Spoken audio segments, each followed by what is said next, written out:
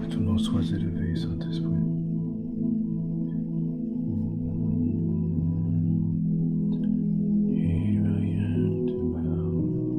Merci, Saint-Esprit. Merci, Saint-Esprit. Toute la gloire et l'honneur te soit rendue. Cette opportunité que tu nous accordes, Père, pour être ensemble. Dans ta présence, pour être enseigné par toi.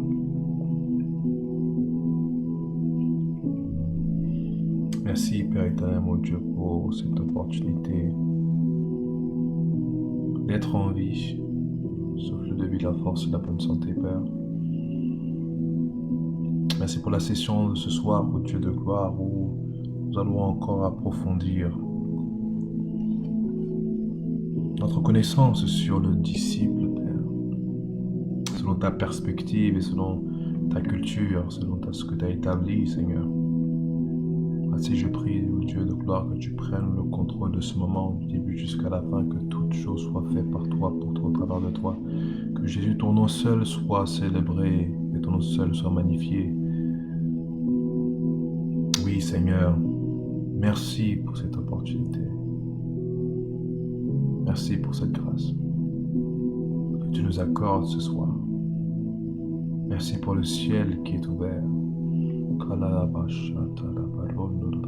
Afin d'être nourri par ta lumière, nourri par ta parole, nourri par les mystères de ton royaume. Merci.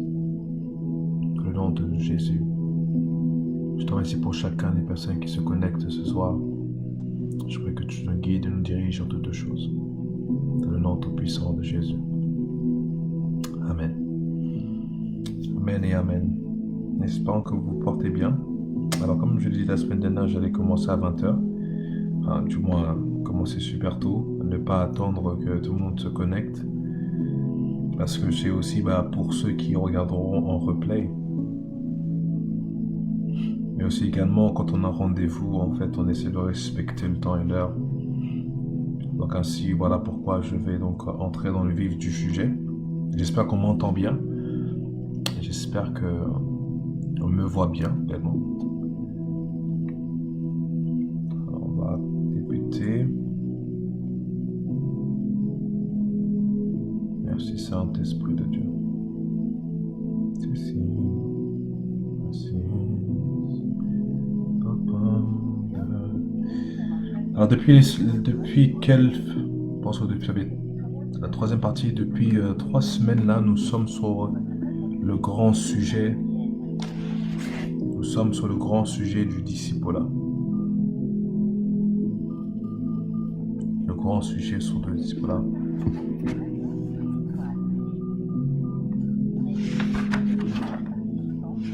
Et nous avons dit qu'on avait pas mal de choses à couvrir durant cette période, surtout durant cette année. Je pense que l'importance de comprendre qui nous sommes, qu'est-ce que vraiment en fait le disciple va être un élément très très important à savoir, à connaître et avoir de l'impact et à gagner du temps. Donc nous allons commencer donc la première partie qui est la grande partie pour cette section. La première section dans laquelle nous sommes, c'est devenir un disciple. Et nous avons donc entamé le premier cours qui est qu'est-ce qu'un disciple. Donc nous avons donc vu il y a 2 semaines pas mal d'éléments. Il y a 2 semaines, j'ai commencé avec une introduction en balayant un peu le programme. Également, nous avons commencé avec la lecture des passages bibliques de référence. Ensuite, la semaine dernière, nous avons donc commencé avec quelques définitions, quelques principes de base pour comprendre qu'est-ce qu'un disciple. Et aujourd'hui, du coup, nous allons continuer. Nous allons continuer. Nous allons aujourd'hui voir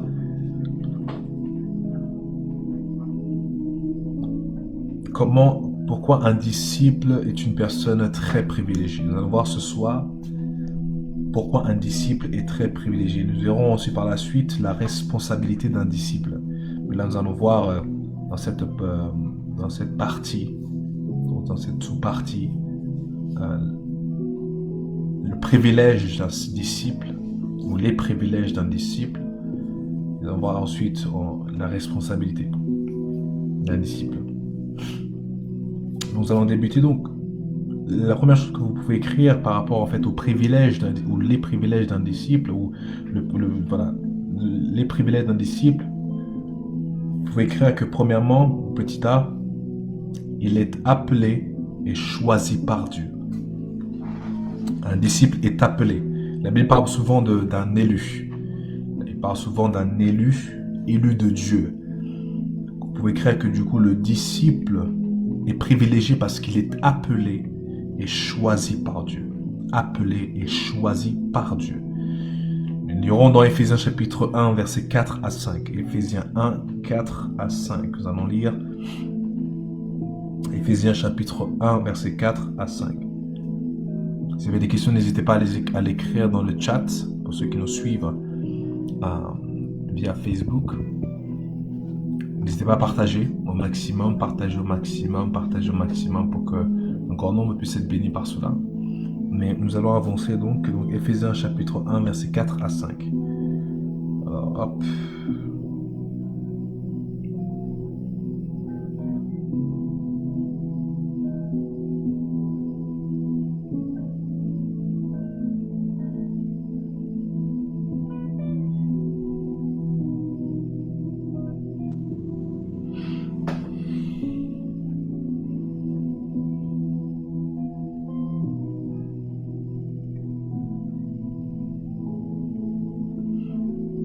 Je vais lire la version de Louis II S21 d'abord et après je verrai une autre référence. Il est écrit donc dans Éphésiens chapitre 1 verset 4 à 5 que en lui, Dieu nous a choisis avant la création du monde pour que nous soyons saints et sans défaut devant lui. Oh mon Dieu. Oh my goodness. En lui, Dieu nous a choisis avant la création du monde. Oh, wow.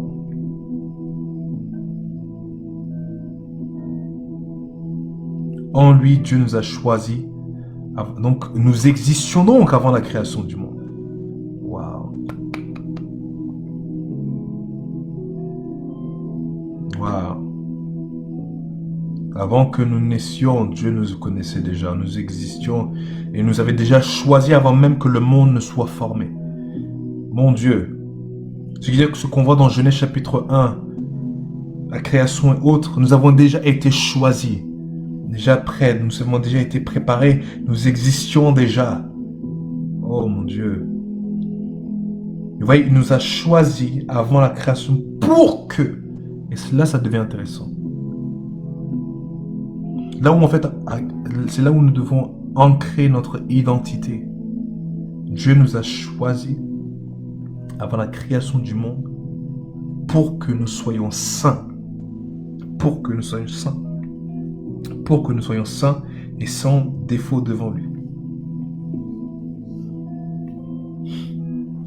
Est-ce que vous pouvez répéter avec moi? J'ai été choisi avant d'exister sur la terre. My God. Ensuite, dans son amour, verset 5, il nous a prédestinés à être ses enfants adoptifs par Jésus-Christ. C'est ce qu'il a voulu dans sa bienveillance. Le privilège d'un disciple, c'est qu'il a été choisi et appelé par Dieu avant même la fondation de ce monde. Est-ce qu'on me suit ce soir? Deuxième privilège d'un disciple, c'est que Jésus est son sauveur. Parce qu'il est mort sur la croix pour ce disciple, afin que ses péchés puissent être pardonnés. Faisant donc de ce disciple acceptable devant Dieu. Vous pouvez écrire que le deuxième privilège, c'est que Christ est mort pour ce disciple, afin qu'il soit acceptable et pardonné par Dieu.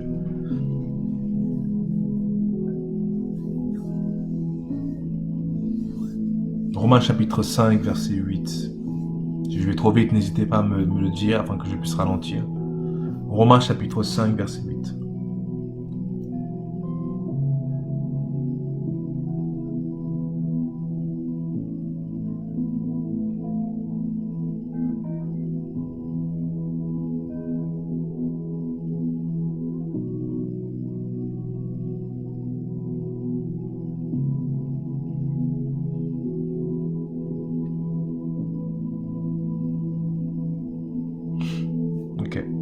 Romains 5, verset 8.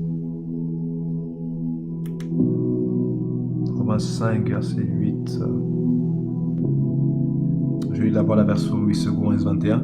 Mais voici comment Dieu prouve son amour envers nous. Alors que nous étions encore des pécheurs, Christ est mort pour nous.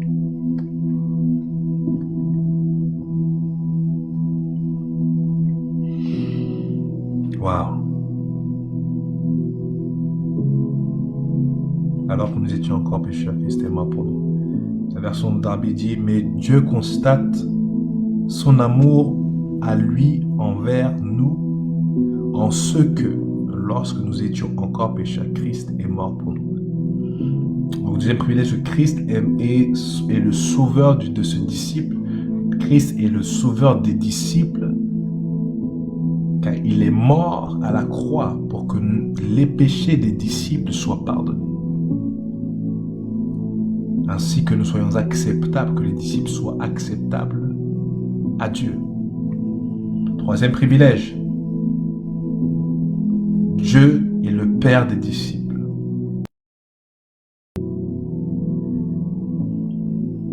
Avec qui les disciples ont une relation personnelle. Ainsi, les disciples ou un disciple est un enfant de Dieu. Il est un enfant du royaume de Dieu. Je répète, troisième privilège, c'est que le disciple, Dieu est son Père, et il a une relation personnelle avec lui, ce qui fait de lui donc un enfant de Dieu et du royaume de Dieu. Galates chapitre 4, versets 6 à 7.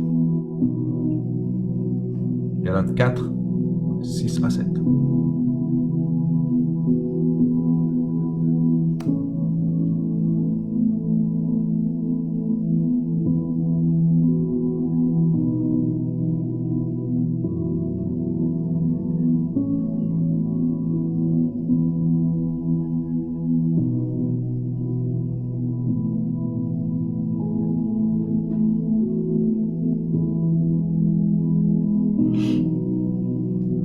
La version Louis II.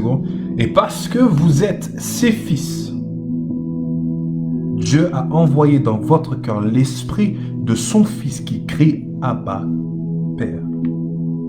Ainsi tu n'es plus esclave, mais fils. Et si tu es un fils, tu es aussi héritier de Dieu, par Christ. Je vais relire. Et parce que vous êtes ses fils ou ses filles, Dieu a envoyé dans votre cœur l'esprit de son Fils qui crie Abba, Père. Ainsi, tu n'es plus esclave, mais fils ou fille. Et si tu es un fils ou une fille, tu es aussi héritier ou héritière de Dieu par Christ.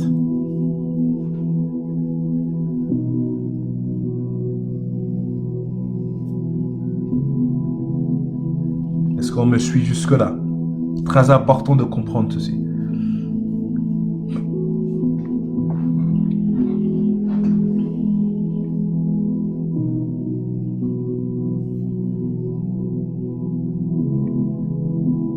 J'aime bien la version parole de vie qui dit « Oui, vous êtes vraiment ses enfants. » La preuve, c'est que Dieu a envoyé dans nos cœurs l'esprit de son Fils, l'esprit qui nous fait dire, oh mon Dieu, l'esprit qui nous fait dire « Abba, Père ».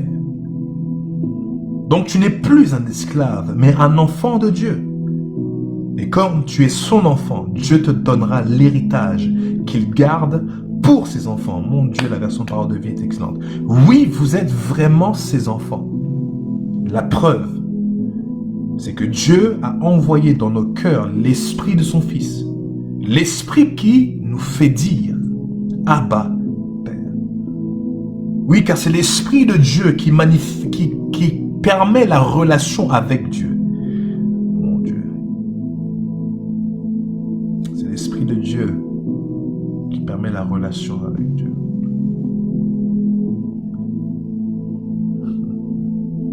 Vous voyez, donc, là on nous dit que la preuve que nous sommes ses enfants, c'est que nous avons son esprit. Nous comprenons pourquoi Romains chapitre 8 dit que tous ceux qui sont conduits par l'esprit de Dieu sont fils, sauf, oh mon Dieu. Vous comprenez donc qu'avoir le Saint-Esprit, c'est ça qui nous rend des enfants légitimes. Verset 7, donc tu n'es plus un esclave, mais un enfant de Dieu. Et comme tu es son enfant, Dieu te donnera l'héritage qu'il garde pour ses enfants. Et comme tu es son enfant, Dieu te donnera l'héritage. C'est une promesse. C'est une chose qui t'appartient et c'est pour toi. Comme tu es son enfant, Dieu te donnera l'héritage qu'il garde pour ses enfants. Ok. Quatrième privilège. Un disciple a reçu la vie éternelle. Il a reçu la vie éternelle avec Dieu. Il a reçu la vie éternelle avec Dieu.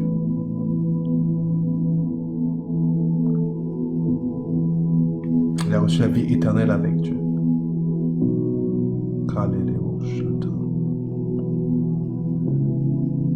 Il a reçu la vie éternelle avec Dieu. Jean 3, verset 16. Pas besoin de le lire, nous le connaissons tous. Mais est-ce qu'on me suit jusque maintenant?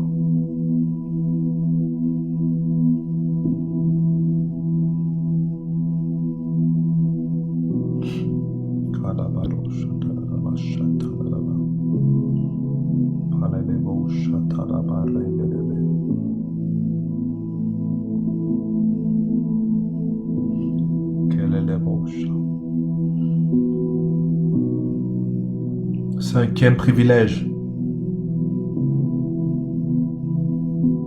d'un disciple, le Saint-Esprit vit en lui ou en elle, lui donnant la puissance pour témoigner de sa nouvelle vie en Christ. Actes chapitre 1, verset 8. Cinquième privilège, le Saint-Esprit vit en ce disciple, lui donnant le pouvoir pour témoigner sa nouvelle vie en Christ. Actes chapitre 1, verset 8.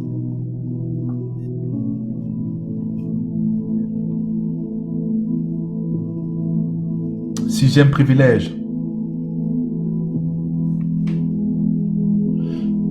Et ce sixième privilège est très important. Et nous devons comprendre, et c'est subtil. Il y a une nuance très importante à capter. Sixième privilège. Le disciple a la paix avec Dieu. Pas la paix de Dieu. Il a la paix avec Dieu. C'est deux choses. La paix de Dieu et la paix avec Dieu, c'est deux. Même si ça dans l'atmosphère, dans l'univers de la paix. Mais ce n'est pas les mêmes fonctions. Romains chapitre 5, verset 1. Romains chapitre 5, verset 1.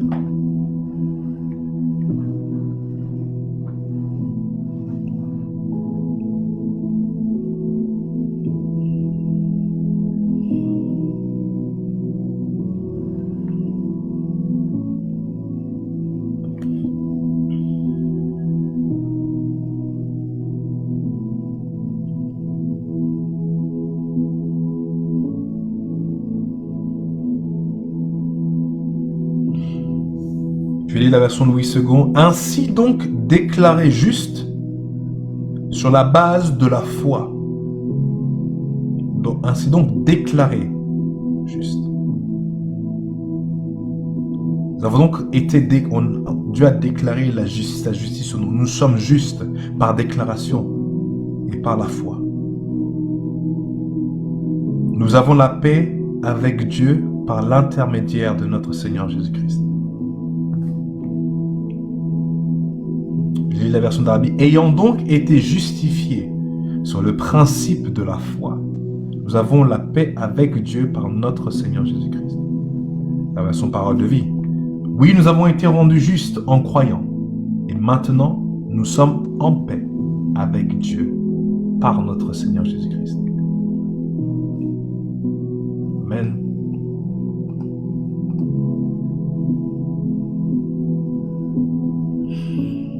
Merci Saint-Esprit.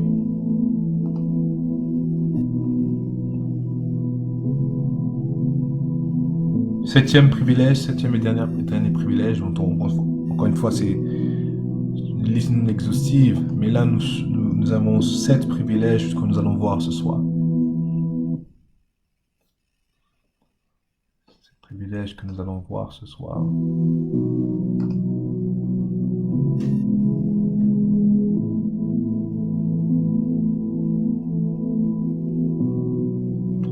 Ok. J'espère qu'on me voit toujours bien. Je commence à marquer pas mal de bugs.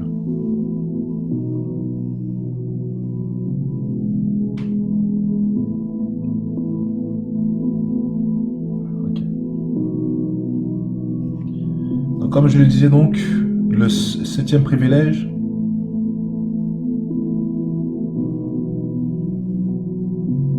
rien ne pourra séparer ce disciple de l'amour de Dieu.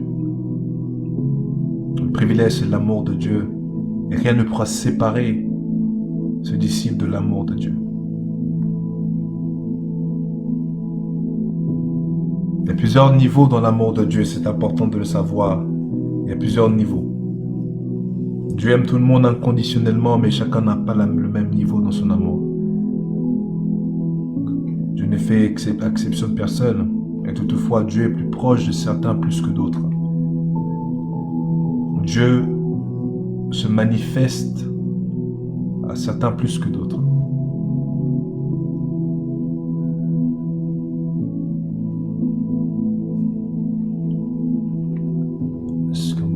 Est-ce qu'il y a un bug? Est-ce que là c'est mieux?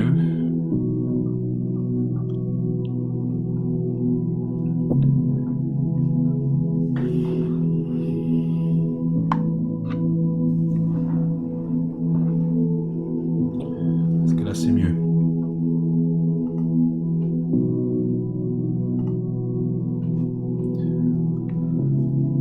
Donc Romains chapitre 8, versets 38 à 39. Romains 8, 38 à 39.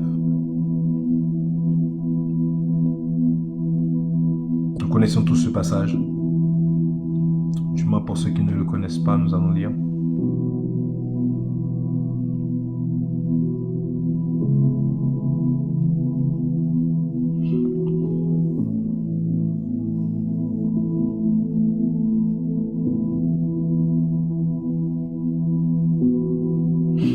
Je lis la version S21. En effet, j'ai l'assurance que ni la mort, ni la vie, ni les anges, ni les dominations, ni le présent, ni l'avenir, ni les puissances, ni les hauteurs, ni la profondeur, ni aucune autre créature ne pourra nous séparer de l'amour de Dieu manifesté en Jésus-Christ, notre Sauveur.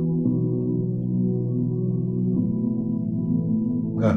Vous devez comprendre que dans d'autres versions, on parle de... Paul dit « Je suis convaincu ». D'autres versions disent « Je suis persuadé ».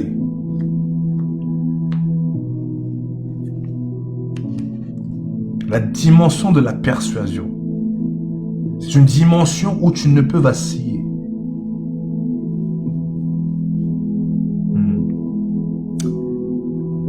Nous allons maintenant désormais passer à une autre sous-partie qui va être la responsabilité d'un disciple. Ou du moins les responsabilités d'un disciple. Les responsabilités d'un disciple. Les responsabilités d'un disciple.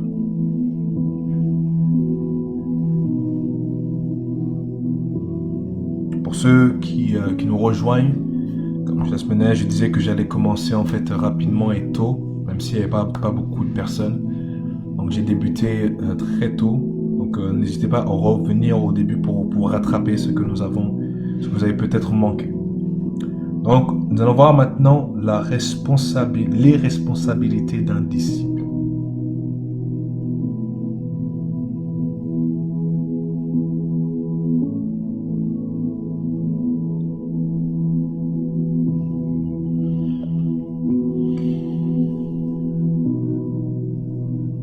Et à cela, en fait, en gros, il y a une question qu'un disciple est censé constamment se poser. Qu'aurait fait Jésus à ma place? Qu'aurait fait Jésus à ma place? Pour ceux qui veulent prendre leur disciple-là sérieusement,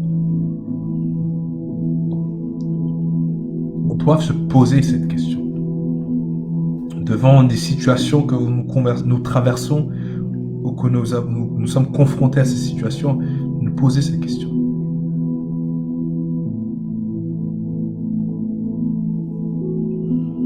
Ceci est donc en fait il y a une alliance et un engagement et un accord qui doit être fait entre le disciple et Christ.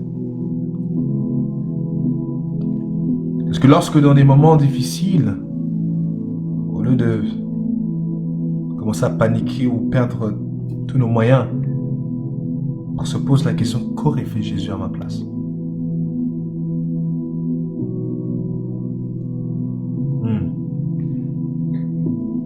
Quand vous vous sentez parfois perplexe, demandez au Saint-Esprit, parce que n'oubliez pas, le Saint-Esprit fait partie des privilèges que nous avons en tant que disciples. Qu'au travers du Saint-Esprit, il nous aide à créer Abba Père. Il crée donc cette relation, ce lien, une relation intime avec Dieu. Ce qui veut dire qu'en fait, donc, notre manière de réagir à certaines situations doit changer. Parce que dans le monde, peut-être on aurait paniqué, mais en Christ, il n'y a pas de panique, il y a juste du repos et la confiance en Dieu.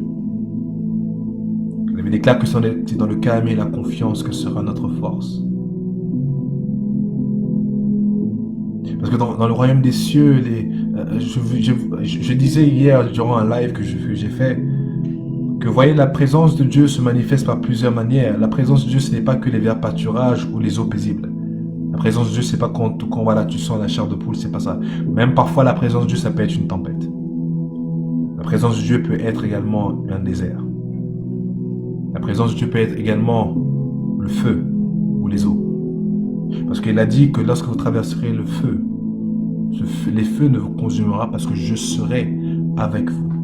La présence de Dieu, Jéhovah Shammah, la présence constante. Emmanuel, Dieu avec nous. Et voyez, la présence de Dieu ne va pas forcément dire que tout va être cool, tout doux autour de soi, non. Parce qu'il y a la dimension de la présence de Dieu où il est l'Éternel, notre berger, où nous n'allons rien manquer et qui nous fait passer par un courant d'eau et qui nous fait asseoir sur un vert pâturage. Il y a cette dimension-là de la présence de Dieu. La dimension de la présence de Dieu qui ressemble à Éden, ce moment incubateur, ce formateur, c'est la manifestation même de la destinée. Mais également parfois la présence de Dieu qui est comme la tempête. Dans Matthieu, dans les histoires, durant le ministère de Christ, nous avons vu que, étant dans la barque, Christ dormait malgré une tempête qui a fait rage. Christ qui marche sur les eaux et qui est là malgré la tempête. Donc la présence de Dieu n'a rien à voir avec les éléments extérieurs. C'est pour ça qu'il ne faut pas en fait définir la présence de Dieu par les choses extérieures. Il faut aller chercher Dieu. Il faut aller chercher Dieu. Il faut aller chercher Dieu.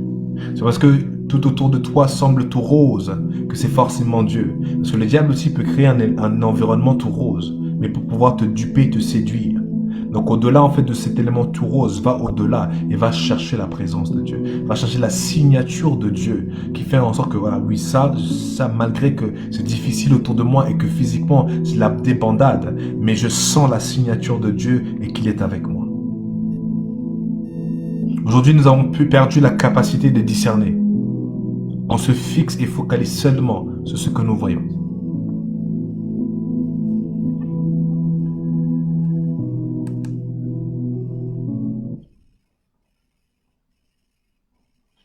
Est-ce qu'on me suit?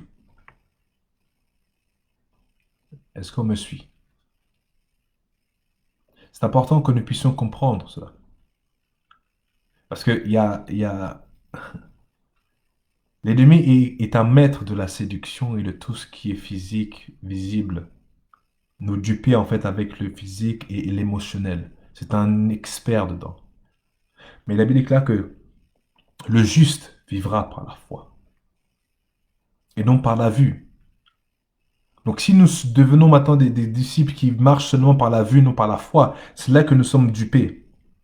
Que même parfois des moments de désert par lesquels Dieu te fait passer et tu penses que c'est le diable qui t'attaque, mais alors que non, c'est Dieu qui t'a envoyé là-bas pour pouvoir te former, te faire grandir. Oui, parce qu'il y a une dimension de la présence de Dieu qui est également comme l'argile et le potier. Le potier est présent, mais il façonne, il brise et il construit. La présence de Dieu a plusieurs facettes.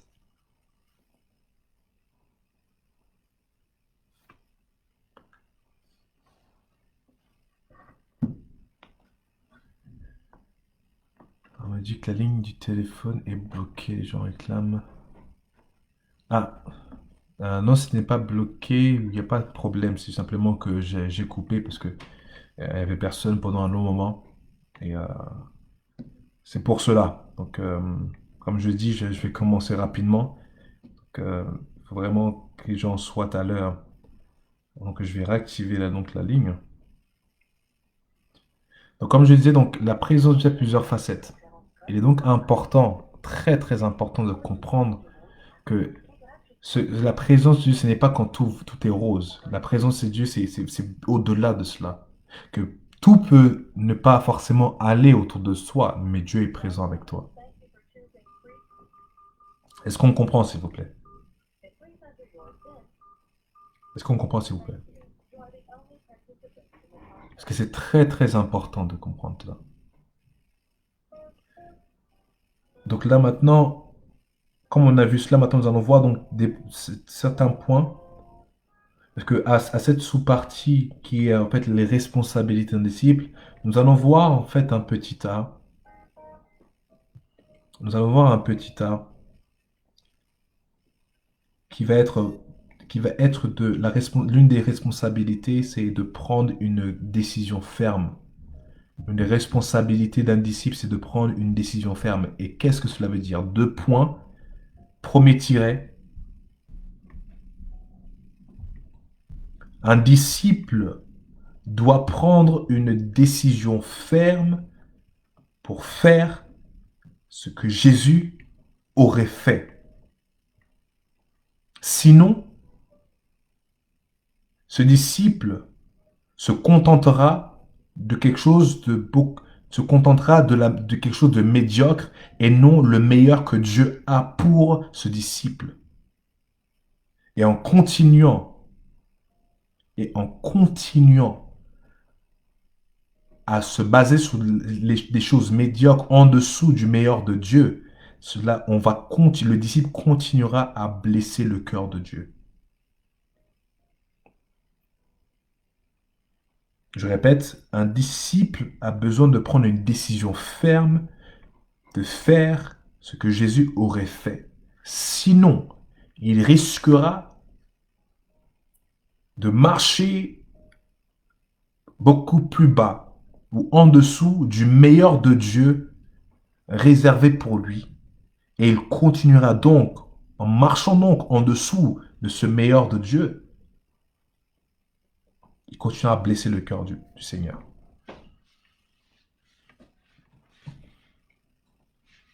Parce que là, Jésus seul est le chemin, Tout autre chemin n'est pas un bon chemin. Je n'ai pas compris. J'ai dit, je vais donc réactiver la ligne, c'est ouvert. Donc la personne qui souhaitait se connecter elle peut donc rejoindre euh, le numéro. Mais comme je l'ai dit, c'est raté pas mal en fait de cours. Donc si c'est possible de rattraper, d'être là plus tôt afin de commencer avec nous. Ou bah du coup la personne peut se connecter sur Facebook pour pouvoir reprendre le cours. Donc pour avancer, donc c'est une chose très très importante que ce que je viens de dire. Une des responsabilités d'un disciple, c'est de prendre une décision ferme, de faire ce que Jésus aurait fait. Sinon, ce disciple risque de mener une vie en dessous du meilleur de Dieu. Et vivre en dessous du meilleur de Dieu blesse le cœur de Dieu. Est-ce que vous comprenez? C'est très important de comprendre tout ça.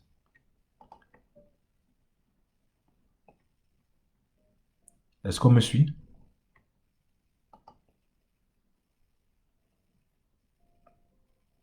Donc, deuxième responsabilité,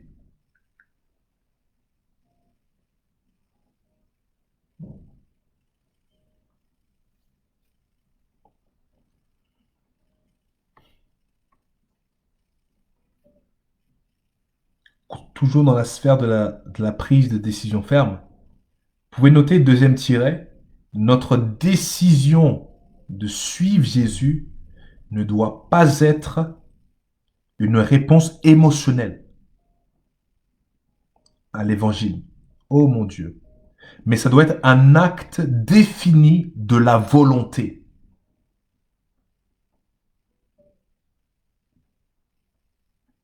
Parce que les décisions qui ne sont pas prises sur base d'une expérience ont une valeur moindre.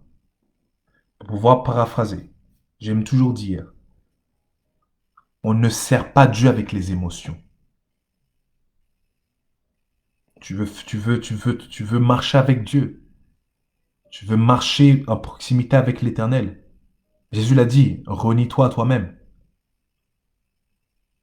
Parce que la dimension émotionnelle te fera en sorte que tu seras toujours déçu. Parce que le ciel t'emmènera toujours dans la foule. Et dans la foule, toujours là où il y a l'humain. Parfois, la déception n'est pas loin et parfois on va être déçu, parfois on va faire du mal. Même des gens qui sont en crise nous blesseront et nous feront du mal. Et donc si tu marches émotionnellement, tu risques même d'abandonner le Seigneur parce que une personne t'a blessé et parfois même une personne d'autorité qui est censée être un serviteur, une servante de Dieu t'a blessé. Donc tu abandonnes la foi.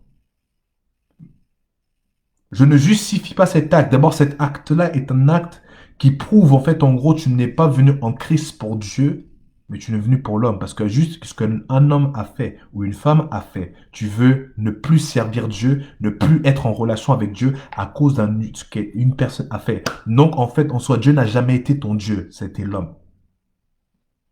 C'est brut ce que je dis, mais c'est un fait. Un disciple n'est que fixé et focalisé sur le Seigneur Jésus-Christ. Parce que si maintenant Paul devait marcher sur ses émotions, il n'aurait jamais, jamais été l'apôtre Paul que nous connaissons aujourd'hui. Est-ce qu'on comprend? Si Paul devait marcher selon ses émotions, abandonné, rejeté par plusieurs, quand il s'est converti, les chrétiens les disciples, je veux dire plutôt, les disciples ne l'ont pas accueilli. Certains avaient peur de lui, certains l'ont rejeté, certains ne croyaient pas en sa conversion.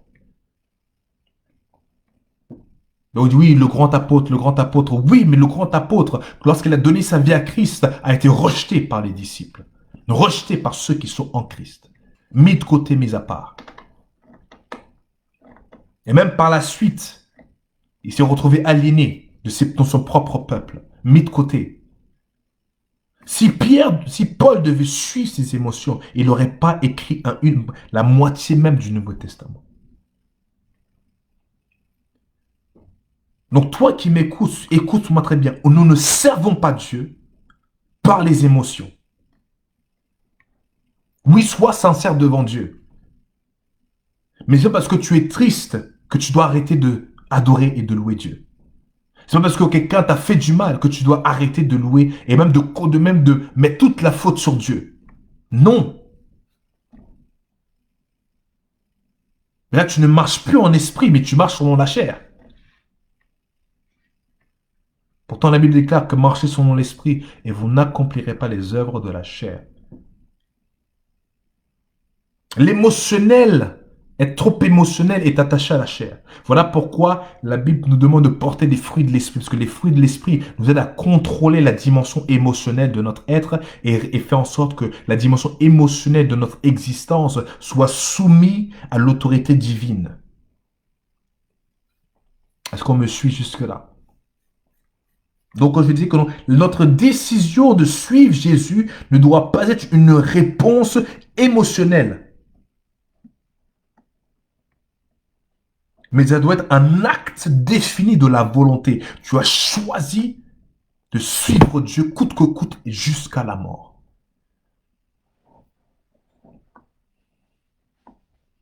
Si tu as accepté Christ pour pouvoir faire plaisir à quelqu'un, ce soir, donne ta vie à Christ sincèrement.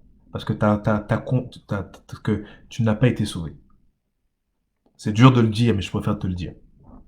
Si tu as donné ta vie à Christ, parce que du coup, quelqu'un t'a demandé de le faire, ou que du coup, et tu l'as fait de manière pas contrainte, ou du coup, tu l'as voulu le faire pour plaire à quelqu'un, tu n'es pas entièrement, tu n'es pas vraiment véritablement sauvé. Parce qu'une véritable conversion, c'est un abandon total, une acceptation de Dieu entièrement. C'est toute ta vie que tu donnes à Dieu. Est-ce qu'on me suit? C'est très important de comprendre cela. Très, très important de comprendre cela. Est-ce qu'on me suit, les amis? Donc, comme je disais, donc, notre décision de suivre Jésus ne doit pas être émotionnelle, mais un acte défini de notre volonté. Troisième tiret, vous pouvez noter qu'il y aura des moments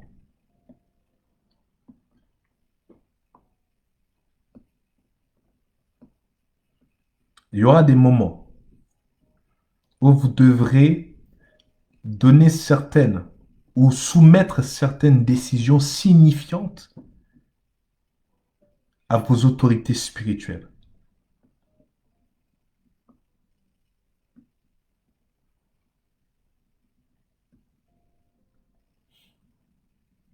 Et nous ne devons pas avoir peur si nous voulons véritablement marcher selon la volonté parfaite de Dieu pour notre vie. Parce que les disciples ne doivent pas en fait agir dans l'indépendance. Mais ils doivent être personnellement responsables au Seigneur pour leurs actions. Les disciples sont dépendants et ils sont responsables de leurs actions. Donc vous voyez que là, à cette dimension-là, ce n'est pas en fait une question en fait, c'est ceci, en fait, là on parle de la maturité, là. Parce que quelqu'un de mature est responsable. Quelqu'un d'immature blâme les autres. Oh mon Dieu. Quelqu'un de mature est responsable, mais quelqu'un d'immature blâme tous les autres, mais sauf lui. Donc comme je dis, parfois il y aura des moments où vous devrez soumettre certaines décisions signifiantes à votre vie aux autorités au-dessus de vous. Voici les responsabilités d'un disciple. Et maintenant, nous allons voir donc en petit b, je dis ça comme ça, du coup, toujours sous cette sous-partie de les responsabilités d'un disciple, nous allons voir les bénéfices maintenant de prendre en fait ces responsabilités en main. Quels sont les bénéfices de ces responsabilités lorsque nous prenons notre responsabilité au sérieux? Quels sont les bénéfices? Premier tirer des bénéfices.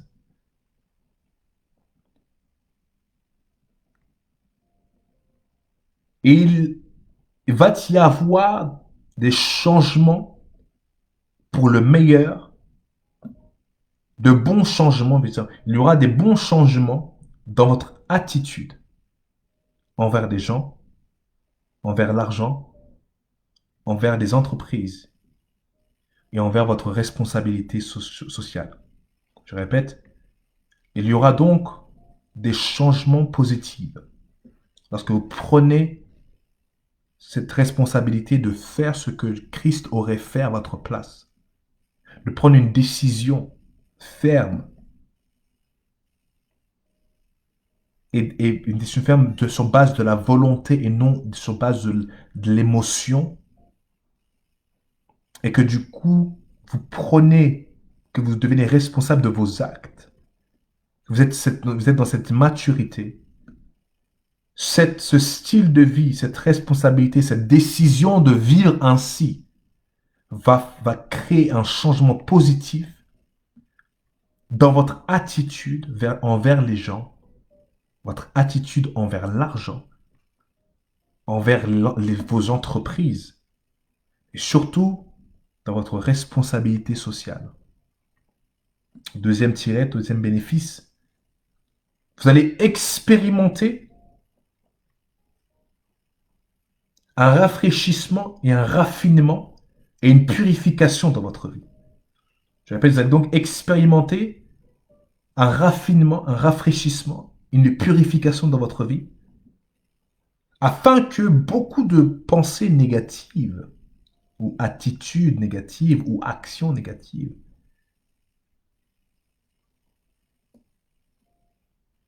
qui sont inconsistants dans votre vie, et qui ne sont pas même vues dans la vie de Christ, toutes ces mauvaises pensées, toutes ces mauvaises attitudes, mauvaises actions seront retirées. Parce que quand vous disciplinez votre vie, ce que je vais expliquer pour que vous puissiez écrire, lorsque vous disciplinez votre vie, nous sommes dans le deuxième point, lorsque vous disciplinez votre vie en tant que disciple, un disciple se discipline à marcher comme Jésus a marché, à vivre comme Jésus a vécu, à parler comme Jésus a parlé, à agir comme Jésus a agi, à avoir l'attitude de Christ, à toujours vous remettre sur le Saint-Esprit, à marcher par la foi et non par la vue, à marcher dans cette conscience de responsabilité.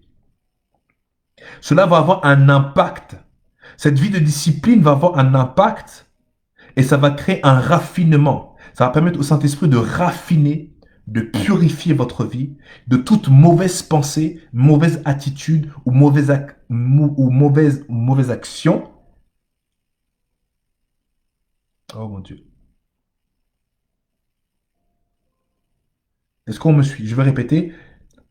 Par le fait de discipliner notre vie, cela va avoir un impact positif où ça permettra au Saint-Esprit de raffiner notre vie, de purifier notre vie, de rafraîchir notre vie et de retirer toute pensée négative, toute attitude négative ou toute action négative de notre vie. La discipline pour marcher comme Christ va créer un raffinement et une purification dans notre vie. Le choix de marcher dans cette discipline, de vivre comme Christ, penser comme Christ, va causer cette conséquence, un raffinement, où Dieu va travailler, retirer. C'est pour ça que la Bible dit, marchez sur mon esprit et vous n'accomplirez pas les œuvres de la chair. Est-ce qu'on comprend? Je reprends le premier tiret, l'un des premiers bénéfices de cette discipline et de ce choix de marcher, parler, penser, agir et se comporter comme Christ. Le premier bénéfice de ça, ça va créer donc un changement positif dans notre attitude envers les gens, dans notre attitude concernant l'argent, concernant les entreprises et concernant les changements dans notre responsabilité sociale. Est-ce qu'on me suit?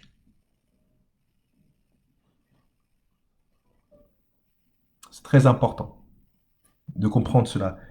Là, nous sommes donc dans cette décision ferme de discipliner notre vie afin d'être des imitateurs de Christ, de vivre comme Christ a vécu.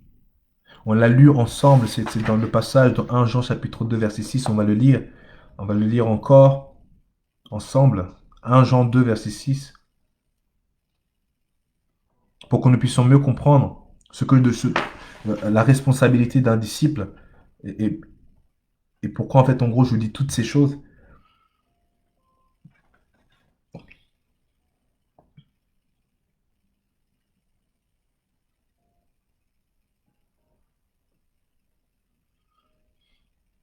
Je lis la version Louis II S21. Celui qui affirme demeurer en Christ doit aussi vivre comme il a lui-même vécu. Nous, vous voyez, c'est un devoir. Ah, mon Dieu. Le disciple a des devoirs. Et l'un de ces devoirs, c'est 1 Jean chapitre, 1 Jean chapitre 2, verset 6. Celui qui affirme demeurer en Christ doit aussi vivre comme il a vécu. Tu ne peux pas dire que tu demeures en Christ, mais que tu fais ce que tu veux. Et tu vis comme tu veux. Ce n'est pas possible. Selon ce passage, celui qui affirme demeurer en Christ doit aussi vivre comme il a vécu.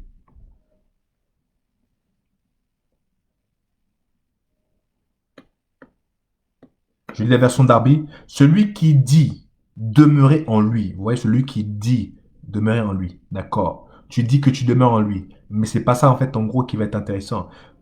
Le devoir, est-ce que tu accomplis le devoir? C'est quoi le devoir? Il doit lui-même aussi marcher comme lui a marché. Je lis la version parole de vie. Si quelqu'un dit, je reste uni à Dieu, il doit vivre comme Jésus-Christ a vécu. Il doit.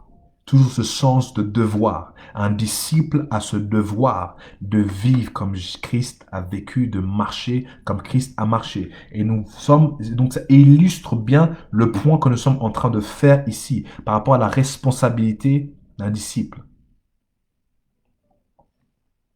De prendre cette décision ferme.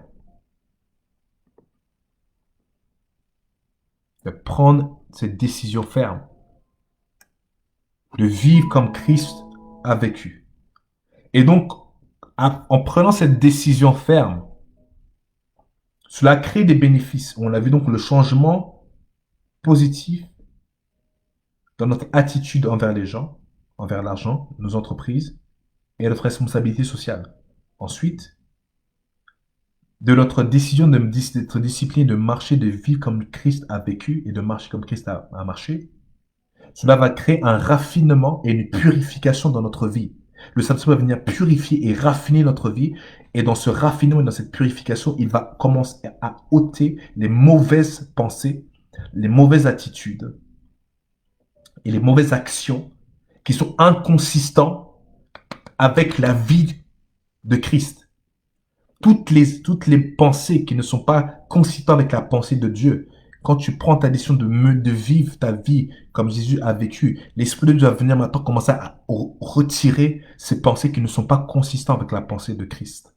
Ces attitudes que tu as qui ne ressemblent pas à Christ, l'Esprit de Dieu va venir retirer cela. Alors que et ça vient comment? Quand tu commences à marcher comme Christ a marché. Quand tu commences à discipliner ta vie afin de vivre comme il a vécu, parler comme il a parlé, penser comme il a pensé.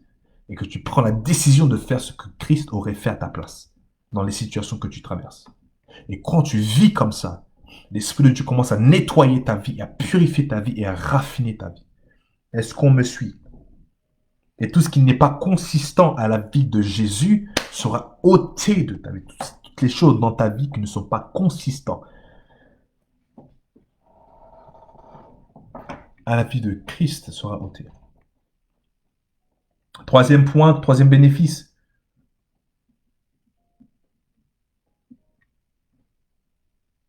Lorsque vous désirez d'agir comme Christ,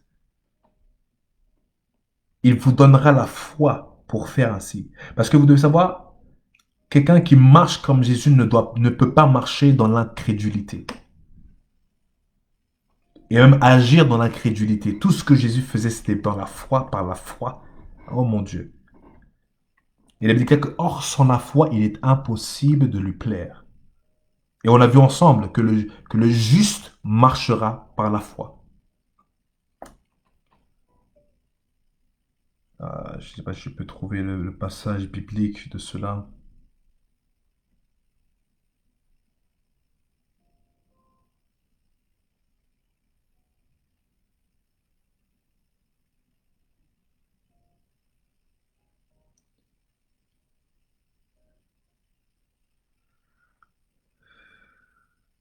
Voilà, on va prendre Hébreux 10, 38. Hébreux 10, 38.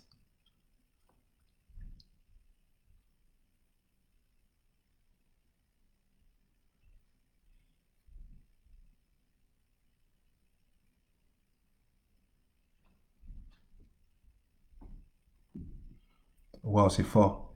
Hébreux 10, 38. Hébreux chapitre 10, verset 38. Regardez ce qu'il est dit dans la version Louis II, S21. Et le juste vivra par la foi. Mais s'il revient en arrière, je ne prends pas plaisir en lui. Mon Dieu. Je vais lire la version Darby. Or, le juste vivra de foi. Et si quelqu'un se retire, mon âme ne prend pas plaisir en lui. Or, sans la foi, il est impossible de lui plaire. Ça, on le sait. Je vais lire la version Parole de vie. Dieu dit, celui qui croit en moi est juste, et par là, il aura la vie.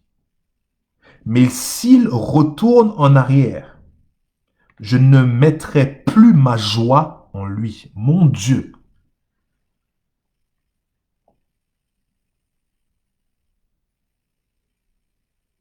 Est-ce que... Dieu dit, celui qui croit en moi est juste, et par là, il aura la vie. Mais s'il retourne en arrière, je ne mettrai plus ma joie en lui. My God.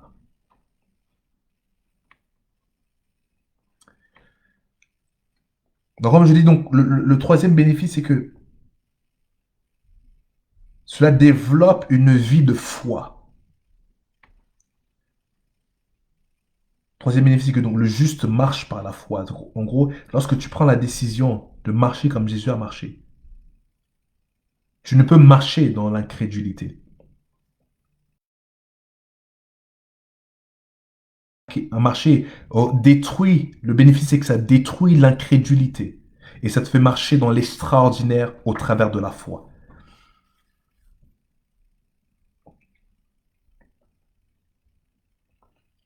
Et vous devez se marquer ceci. Lorsque vous désirez agir comme Christ, il vous donnera la foi pour agir comme lui. Parce que c'est par la foi.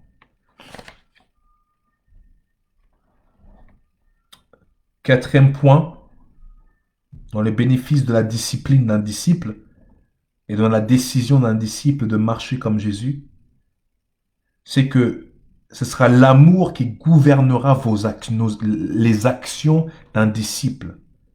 L'amour gouvernera les actions, les mots et les attitudes d'un disciple. Lorsque tu prends la décision de marcher comme Jésus a marché, ce sera l'amour qui gouvernera tes actions, tes mots et ton attitude. L'amour gouvernera. Parce que Christ faisait tout par amour et par compassion, par miséricorde. Vous deviendrez donc plus de bonne volonté à pardonner. Vous aurez une plus grande compassion pour ceux qui sont dans le besoin et vous aurez un poids pour ceux qui sont perdus. Quand je dis l'amour gouvernera vos actions, vos mots et votre attitude.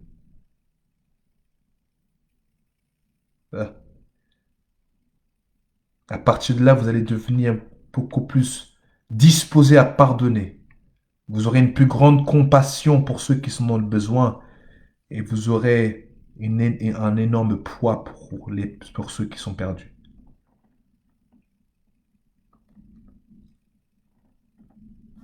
Cinquième point, cinquième bénéfice. de cette vie christique que nous, christocentrique, cette vie où nous avons pris la décision de mener cette vie où nous faisons comme Jésus a fait, penser comme Jésus a pensé et que nous parlons comme Jésus a parlé, nous agissons comme Jésus a parlé. Cette décision de mener cette vie de discipline, de vivre comme Jésus a vécu, le cinquième point, cinquième bénéfice, c'est que nous allons hériter. Le disciple hérite de Dieu tout ce que Jésus a hérité. Ou tout ce que Jésus héritera. Le disciple héritera de Dieu tout ce que Christ héritera. Nous l'avons lu ensemble dans, si je ne me trompe pas,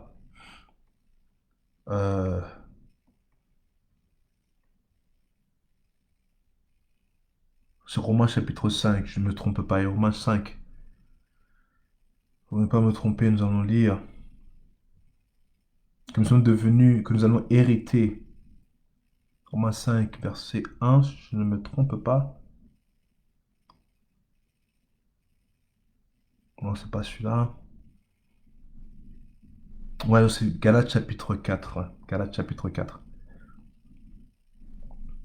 Galates chapitre 4, 6 à 7. C'est ça, Galates chapitre 4, 6 à 7. On a lu ensemble, vous pouvez le noter et le lire, Galates chapitre 4, 6 à 7. Donc nous héritons. Vous pouvez également écrire Romains chapitre 8, verset 17.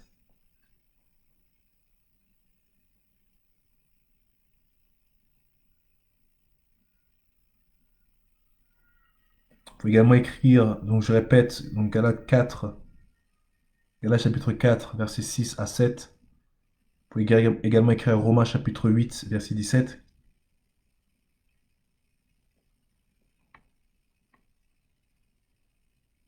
Vous pouvez également écrire Luc chapitre 6, verset 38.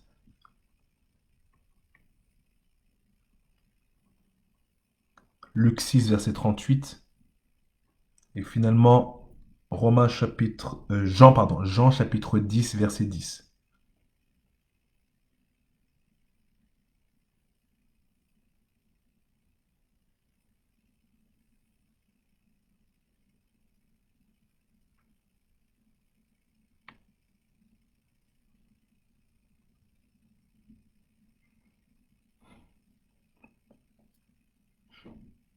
Amen.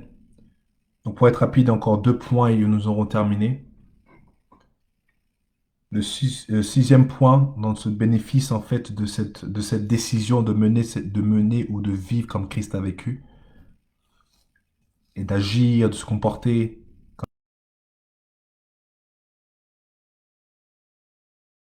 Changements notables auront lieu dans vos habitudes parce que le Seigneur souhaite voir ces changements en vous.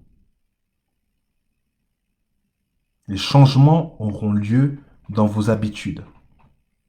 Vous allez commencer à perdre certaines habitudes.